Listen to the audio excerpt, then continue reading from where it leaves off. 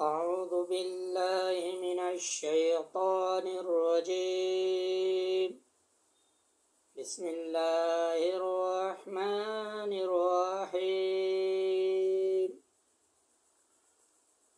رب اجعلني مقيم الصلاة ومن ذريتي ربنا وتقبل دعاء.